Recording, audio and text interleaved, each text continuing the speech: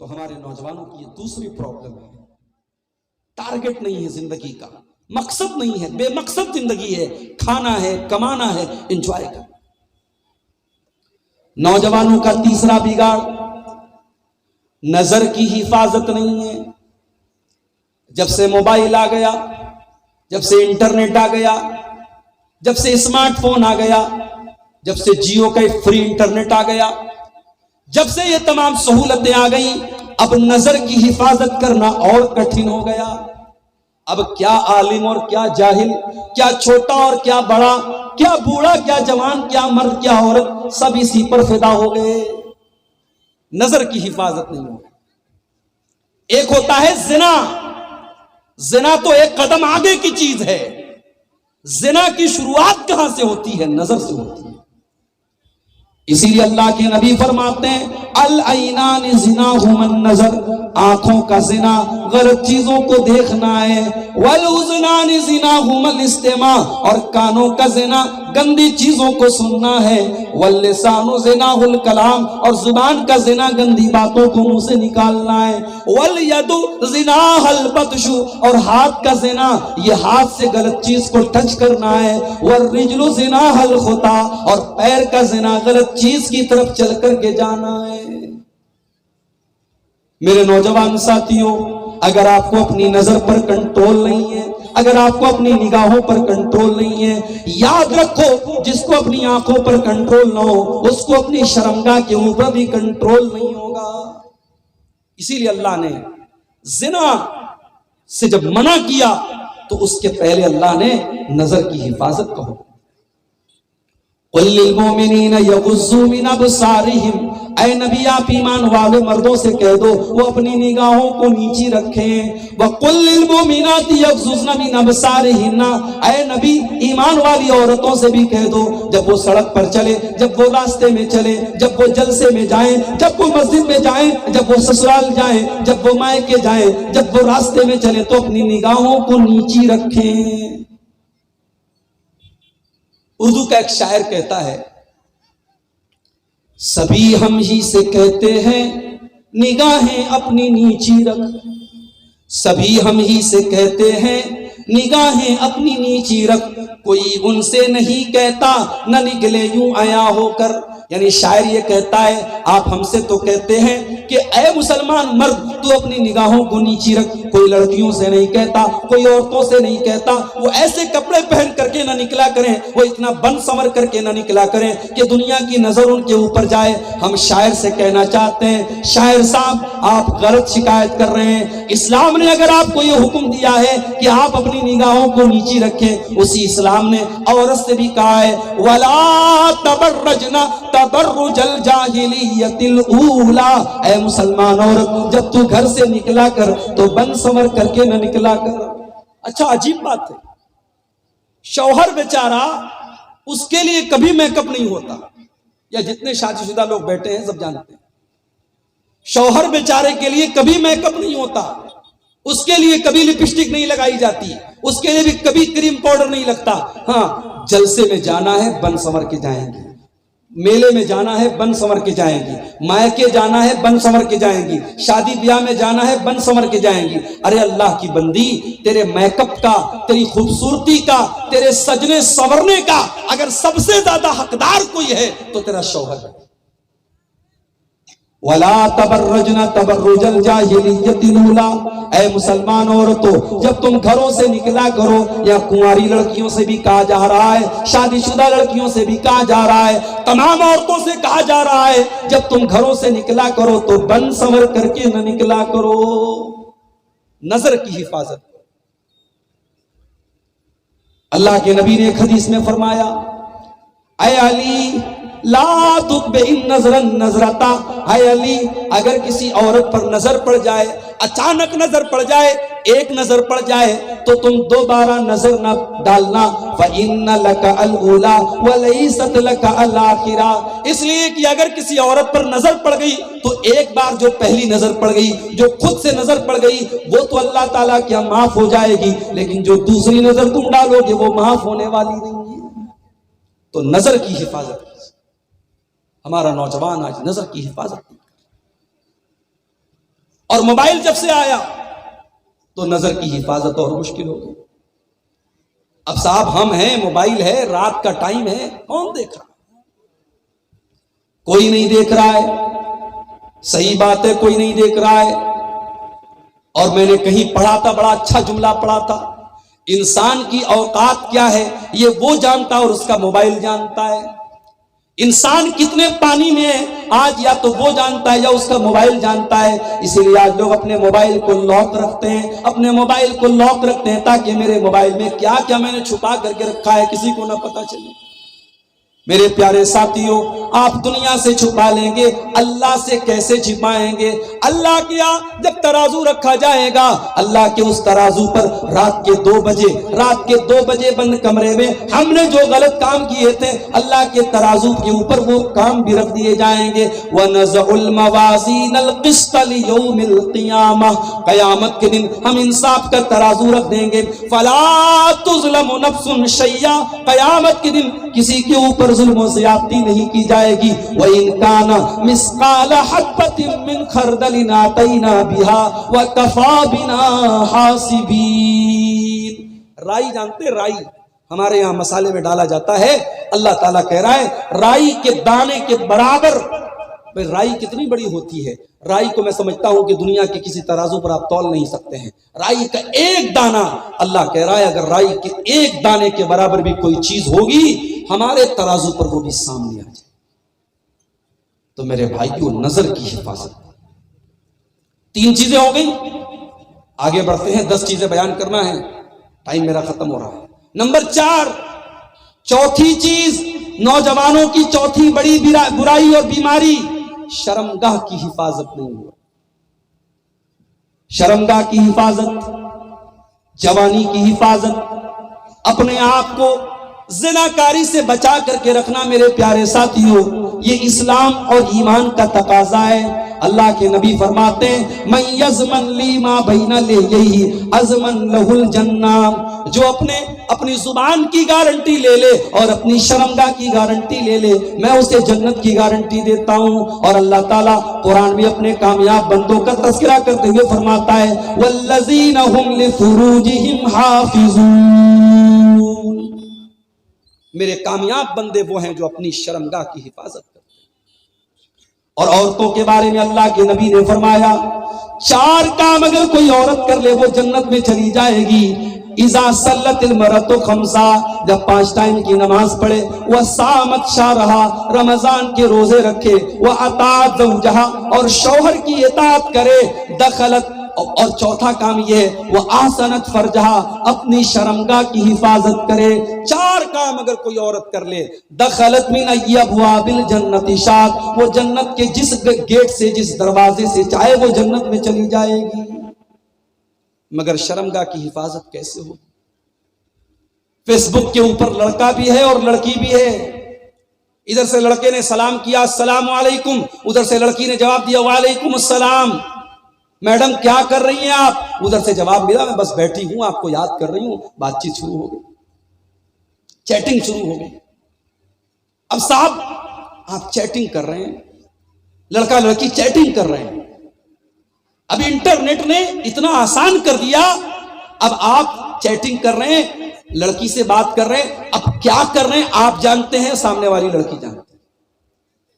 اب ظاہر ہے کہ جب کوئی مرد کوئی عورت سے باتیں کرے گا تو باتیں، اب شیطان بھی وہاں پر آ جاتا ہے. اس لیے کہ اللہ کے نبی فرماتے ہیں لا یخلون رجل بامرأۃ الا وثالثهما الشیطان. جب کوئی مرد کسی عورت سے اکیلے میں ملتا ہے، تنہائی میں ملتا ہے، تو تیسرا وہاں پر شیطان ضرور ہوتا ہے. ابھی آپ نے سنا کہاں مدھیہ پردیش کے اندر بھوپال کے قریب کوئی مہنت صاحب تھے جو پروچن کرنے کے لیے گئے تھے.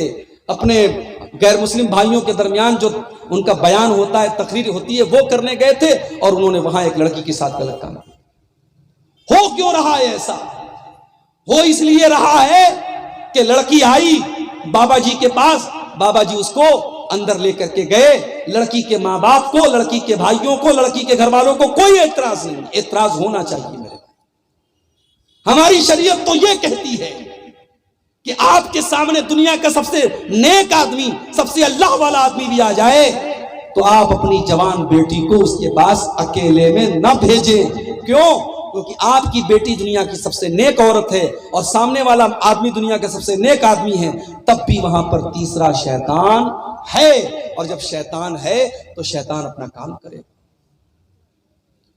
اس لیے زناکاری کو اگر روکنا ہے، اگر ہمیں شرمگاہ کی حفاظت کرنی ہے، اگر ہمیں بدکاری کو روکنا ہے تو بدکاری کے چور دروازوں کو بھی بند کرنا پڑے گا.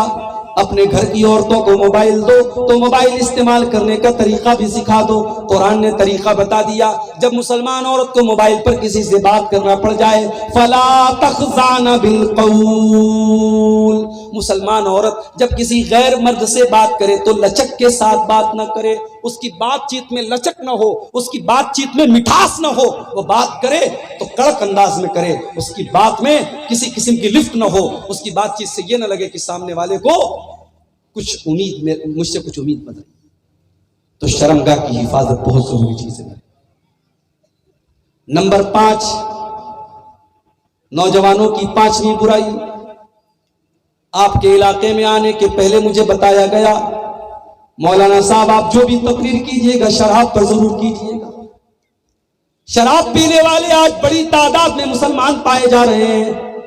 میرے پیارے ساتھیوں، جس نبی نے شراب کو برائیوں کی جڑ قرار دیا ہو اور جس کی قرآن میں یہ کہا گیا انما الخمر والمیسر والانصاب والازلام رجس من عمل الشیطان، یہ شراب، یہ جوا، یہ اللہ کے علاوہ جن کے دروں کے اوپر آج جانوروں کو ذبح کیا جا رہا ہے اور وہ پانسے کے تیر جن سے قسمت کا حال معلوم کیا جا رہا ہے، یہ ساری کی ساری چیزیں رجس من عمل الشیطان، یہ گندی چیزیں اور شیطان کا کام ہے.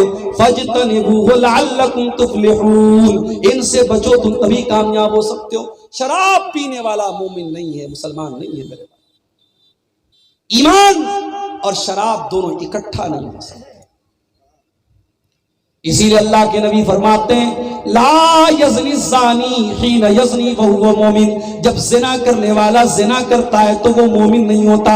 ولا یشرب الخمر حین یشرب وہو مومن، اور شراب پینے والا جب شراب پیتا ہے تو مومن نہیں ہوتا ہے. اور شراب کے اوپر میں ایک روایت آپ کو سنانے جا رہا ہوں، سنن نسائی کی بالکل صحیح روایت ہے، غور سے سنیے گا.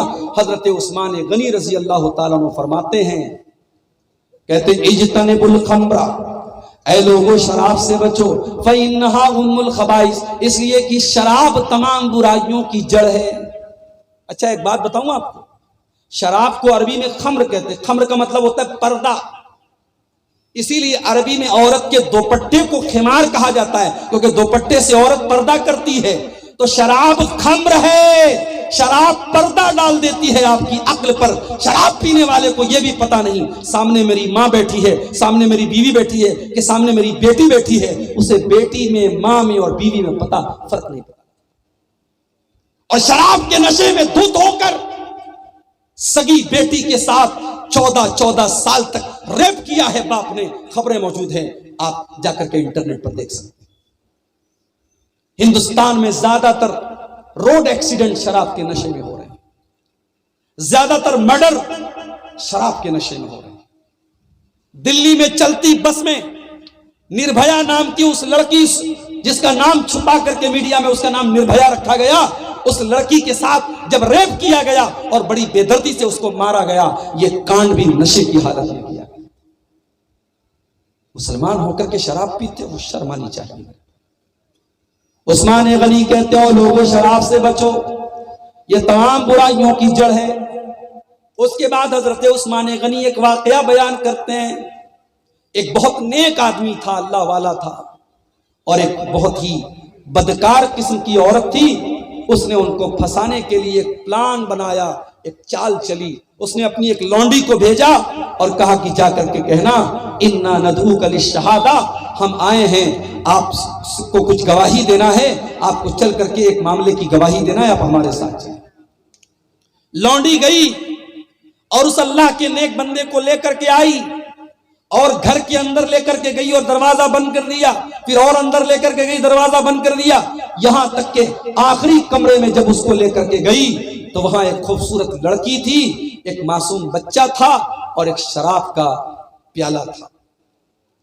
اس لڑکی نے، اس عورت نے کہا کہ تمہارے سامنے 3 آپشن ہیں، یا تو تم میرے ساتھ زنا کرو، یا تم اس بچے کو قتل کر دو، یا تم یہ شراب پی لو۔ اس عابد نے سوچا بچے کا قتل کرنا بہت بڑا پاپ ہے، زنا کرنا اور بڑا پاپ ہے، چلو شراب پی لیتا ہوں، یہ چھوٹا پاپ ہے، چھوٹا گناہ ہے۔ اس عابد نے شراب پیا، اور جب شراب پیا اسے مزہ آیا، اس نے کہا اور پلاؤ، اور پیا، یہاں تک کہ پوری شراب کی بوتل ختم کر دی، اور اس کے بعد اس نے زنا بھی کیا اور اس بچے کو قتل کیا۔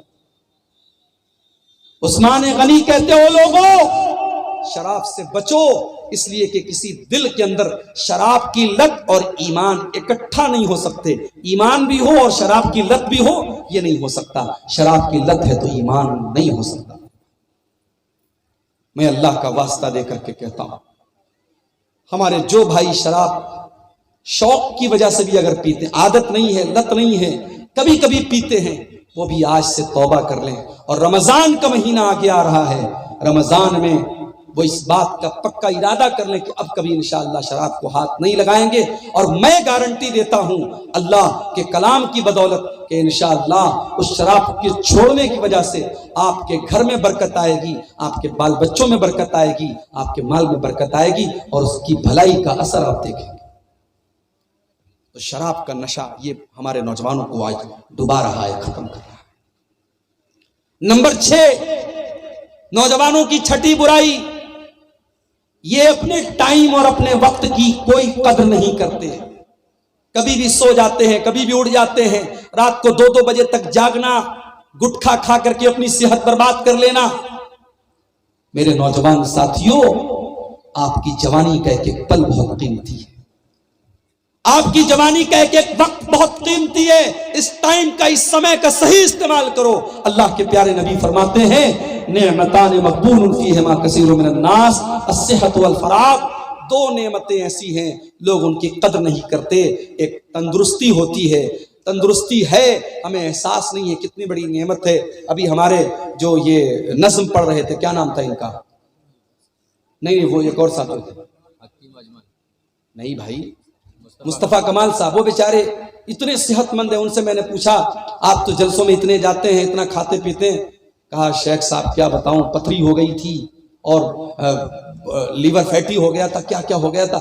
آج انسان کی صحت کی کیا گارنٹی ہے میرے؟ اچھا بھلا انسان ہے، اس کو طرح طرح کی بیماریاں ہو جاتی ہیں۔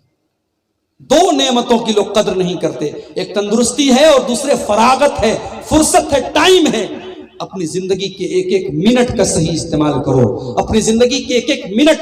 آج الحمدللہ اگر آپ نے قرآن نہیں پڑھا ہے، آج انٹرنیٹ پر قرآن پڑھانے والے علماء بھی موجود ہیں۔ آپ نے اگر اردو نہیں پڑھا ہے، انٹرنیٹ پر اردو پڑھانے والے بھی موجود ہیں۔ آج یوٹیوب کے اوپر علماء کے بیانات موجود ہیں، آج کتابیں موجود ہیں۔ اگر آپ اپنے ٹائم کا صحیح استعمال کرنا چاہیں، بہت کچھ موجود ہے۔ اپنے ٹائم کی قدر کرو میرے نوجوان ساتھیوں، ٹائم کو برباد کرنا یہ چھٹی برائی ہے جو آج ہمارے نوجوان کے اندر پائی جاتی ہے۔ نمبر 7، نوجوانوں کی 7ویں بڑی بیماری، والدین کے ساتھ بدتمیزی کرنا، بوڑھے والدین سے رشتہ توڑ لینا، بوڑھے والدین کی آنکھوں میں آنسو لانا۔ یاد رکھو میرے پیارے ساتھیوں، آپ کے والدین غلط ہو جائیں، غلط ہوں اور انہوں نے آپ کے بارے میں غلط فیصلہ کر دیا ہو، تب بھی آپ کو یہ حق نہیں پہنچتا، آپ کو یہ ادھیکار نہیں پہنچتا کہ آپ اپنے والدین کے ساتھ بدتمیزی کریں۔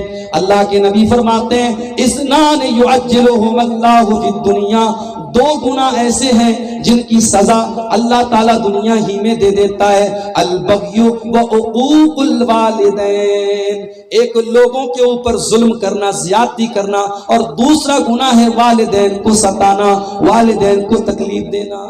والدین کو تکلیف مت دیجیے بھائی، میں تو ایک عام آدمی ہوں، میں اگر بددعا کروں تو آپ ڈر جائیں گے صاحب عبدالغفار صاحب بددعا کر رہے ہیں، میں تو ایک عام آدمی ہوں۔ اللہ کے نبی نے بددعا کی ہے، کس کے بارے میں؟ جو اپنے بوڑھے ماں باپ کی خدمت نہ کر سکے۔ اللہ کے نبی فرماتے ہیں رغم انف رجل ادرک عندہ الکبر والداہ، جس کے ماں باپ بڑھاپے کو پہنچ جائیں اور وہ اپنے بوڑھے ماں باپ کی خدمت کر کے جنت نہ پا سکے، ایسے انسان کا ستیہ ناش ہو جائے، ایسا انسان برباد ہو جائے۔ نمبر 8، نوجوانوں میں پائی جانے والی 8ویں برائی، پیسہ کمانا ہے، چاہے سٹے سے پیسہ کمائیں، چاہے رشوت سے پیسہ کمائیں، چاہے سود سے پیسہ کمائیں، راتوں رات امیر بننا ہے، 10,000 کا موبائل ہے، 1 لاکھ والا آئی فون لینا ہے، یہ شوق، اپنے شوق کو پورا کرنے کے لیے حرام طریقہ مت اپناؤ میرے بھائیوں، اپنے پیٹ میں حرام کمائی مت ڈالو، حرام کمائی جس پیٹ میں جائے گی اس انسان کی عبادت اور اس کی دعا اللہ کیا قبول نہیں۔ حرام کمائی سے بچو۔ اللہ کے نبی نے فرمایا یاتی علی الناس زمان لا یبال المرء من این اخذ المال، ایک ایسا دور آنے والا ہے جب لوگ پرواہ نہیں کریں گے کہ پیسہ حلال طریقے سے کما رہے یا حرام طریقے سے۔ نمبر 9، ہمارے نوجوانوں کی نوی برائی، نماز یہ نہیں پڑھتے، نماز سے یہ دور ہیں، یہ اتنے بڑے کاروباری ہیں، اتنے بڑے بزنس مین ہیں کہ نماز کا ٹائم ہے اور یہ کاروبار میں لگے ہوئے ہیں، یہ دکان پر بیٹھے ہوئے ہیں۔ میرے پیارے ساتھیوں، جو نماز کے ٹائم اپنے کاروبار میں لگا ہے، ایسا کاروبار اس کے گھر میں کبھی بھی برکت نہیں لے کر کے آئے گا۔ آپ کاروبار کیجئے، آپ بزنس کیجئے، آپ نوکری کیجئے، مگر نماز کو چھوڑ کر کے مت کیجئے۔ اسی لیے اللہ نے قرآن کے 18ویں پارے میں اپنے نیک بندوں کا تذکرہ کرتے ہوئے فرمایا رجال لا تلہیہم تجارت ولا بیع عن ذکر اللہ، میرے نیک بندے وہ ہیں ان کا کاروبار، ان کی تجارت اور ان کا بزنس ان کو نماز سے غافل نہیں کرتا ہے۔ نماز کی پابندی کیجئے۔ جس نبی کا ہم کلمہ پڑھتے ہیں اس نبی کو نماز سے محبت تھی، نماز ان کی آنکھوں کی ٹھنڈک تھی، اور نبی نے اپنے انتقال کے پہلے بھی نماز کی وصیت کی تھی۔ اس لیے نماز، آپ جیسے کھانا کھانا نہیں بھولتے ہیں، پانی پینا نہیں بھولتے ہیں، اپنی زندگی کے ضروری کام آپ نہیں بھولتے ہیں، نماز کو بھی اپنی زندگی کا ضروری کام بنا لیجئے۔ میں اپنی ماں بہنوں سے بھی کہوں گا نماز کی عادت ڈالیے، نماز کو مت چھوڑیے۔ 9 چیزیں ہو گئی، اور لاسٹ آخری چیز، کیونکہ 12:45 کے پار جا رہا ہے، میں بات ختم کر رہا ہوں۔ 10ویں اور آخری چیز یہ ہے میرے بھائیوں، حیا پیدا کرو۔ آج ہمارا نوجوان بے حیا ہو گیا ہے، لڑکیاں بے حیا ہیں، لڑکے بے حیا ہیں، سماج کے اندر سے حیا اور شرم اور غیرت رخصت ہو رہی ہے۔ اپنے اندر حیا پیدا کرو، اس لیے کہ جس نبی کا ہم نے کلمہ پڑھا ہے اس نبی کا حال یہ تھا، اس نبی کی شان یہ تھی کہ حضرت ابو سعید خدری کہتے ہیں اللہ کے نبی کنواری لڑکیوں سے زیادہ شرمیلے تھے، کنواری لڑکیوں سے زیادہ حیا والے تھے۔ آج ہمارے نوجوانوں کے اندر حیا، جس کے اندر حیا ہوگی وہ راستے میں جا رہا ہے، کوئی بدچلن لڑکی گزری، کوئی بے حیا لڑکی گزری، اگر حیا ہے تو آٹومیٹک اس کی نظر جھک جائے گی۔ ایک لڑکی جب راستے پر چلتی ہے تو اس کی چال کا انداز بتا دیتا ہے، اس کے چلنے کا طریقہ بتا دیتا ہے کہ یہ لڑکی حیا والی ہے یا یہ لڑکی بے حیا ہے۔ میرے بھائیوں، حیا اپنے اندر پیدا کرو۔ اللہ کے نبی فرماتے ہیں جس چیز کے اندر حیا ہوتی ہے حیا اس کو سجا دیتی ہے، اور جس چیز کے اندر سے حیا نکل جائے اس کو عیبدار بنا دیتی ہے۔ یہ 10 باتیں تھیں، نوجوانوں کی 10 بڑی بڑی برائیاں تھیں جو میں نے آپ کے سامنے جلدی جلدی بیان کر دی، کیونکہ مجھے ابھی نکلنا ہے، وقت بھی نہیں ہے۔ انشاءاللہ پھر کسی دوسرے موقع سے ہم آپ کے سامنے اس موضوع پر مزید روشنی ڈالیں گے۔ اللہ سے دعا ہے رب العالمین ہمارے نوجوانوں کی اصلاح فرما دے، اور یہ جو 10 برائیاں ہیں اللہ ان سب کو ہمیں دور کرنے کی توفیق عطا فرما دے۔ اللہ ہماری ماں بہنوں کو بھی اپنی اصلاح کرنے کی توفیق عطا فرمائے۔ اللہ یہ مدرسہ